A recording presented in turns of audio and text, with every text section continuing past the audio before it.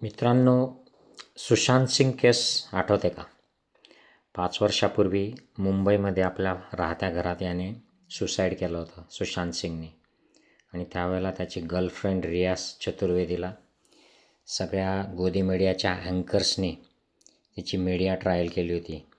तिच्यावर काय काय घिणवणे आरोप लावले होते. तिचं करिअर बर्बाद केलं.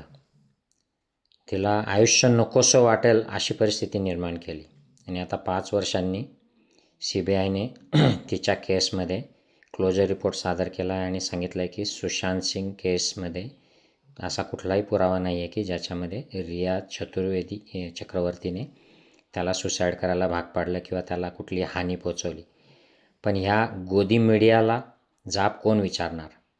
या गोदी मीडियाने जे अनेक लोकांचं आयुष्य उद्ध्वस्त केलं आहे, अनेक राजकीय लोकांचं, राजकीय पक्षांचं नुकसान केलं, सत्ताबदल केले यांच्या खोट्या प्रोपगंडाने.